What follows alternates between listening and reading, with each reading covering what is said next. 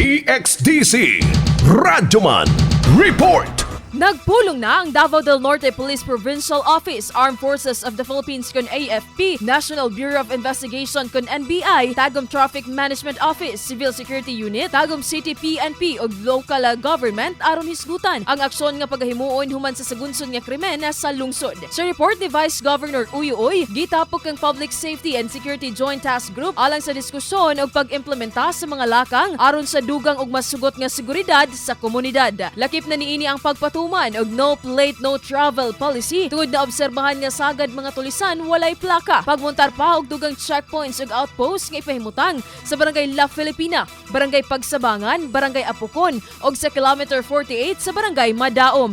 Gani na desisyonan usab ang pag-augment og dugang kasundaluhan aron mas daghan pa ang magbantay sa kahapsay ug kalinaw. Gihangyo usab sa Panggamhanan mga kapitan nga magdugang og barangay peacekeeping action team kon BPAT. Giawhag ang katawhan nga kung adunay mga angayang i-report o mga kabalaka, mamahimong mo-contact sa Tagum City PNP hotline sa numerong 0919-748-5024. Kasama mo sa balita og serbisyo publiko. Radyoman Ivy Parido, Tatak, RMN.